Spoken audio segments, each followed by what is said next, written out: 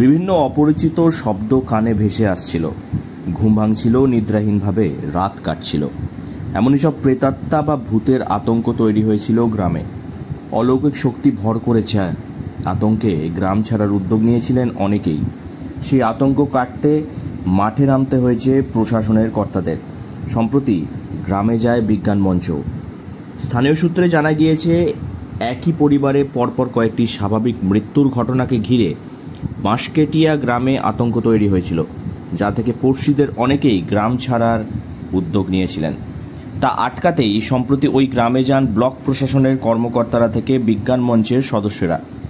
তারপরই গ্রাম ছাড়ার সিদ্ধান্ত থেকে সরে আসেন বাসিন্দারা।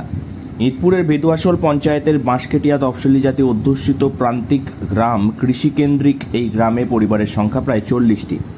বাসিন্দাদের অধিকাংশই কৃষি শ্রমিক থেকে দিনমজুর। গ্রামের একটি পরিবারের পরপর মৃত্যুর ঘটনায় আতঙ্ক তৈরি হয়। পড়শিদের মনে হতে থাকে প্রেতাত্মা বা ভূতে পেয়ে এইসবের মৃত্যুর ঘটনা। সেই থেকেই পড়শিরা আতঙ্কিত হন। ওর কাকা মরেছে, ওর বাবা মরেছে, ওর ছেলে মরেছে,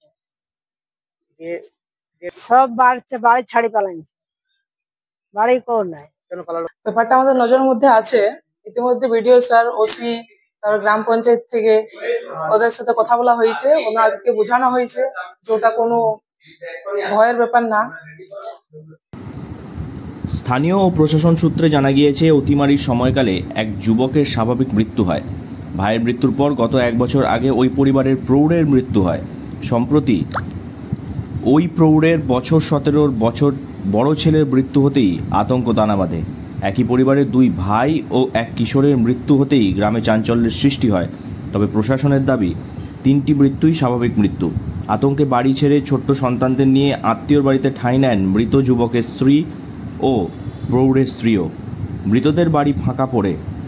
পরপর মৃত্যুর ঘটনায় পড়শিরা আতঙ্কে বাড়ি ছাড়ার উদ্যোগ নেওয়ার খবর পৌঁছায় পুলিশ প্রশাসনের কাছে। পুলিশ যেতেই বাসিন্দারা বিভিন্ন অলৌকিক শক্তির গল্প শুনিয়ে পড়শিদের মধ্যে এ ধরনের ঘটনা ঘটতে পারে বলে আশঙ্কা প্রকাশ করেন। মৃতদের প্রতিবেশীরা দাবি করেন, ভূতে প্রেতেই এক ধরনের মৃত্যুর ঘটনা। রাতে বিভিন্ন ধরনের অচেনা আওয়াজে ঘুম ভেঙে যায় তাদের, তাই বাড়ি ছেড়ে অন্যত্র চলে যাওয়ার সিদ্ধান্ত নিয়েছিলেন তারা। বাসিন্দাদের আতঙ্ক কাটাতে প্রশাসনের গ্রামে সচেতনতা শিবিরের আয়োজন করে।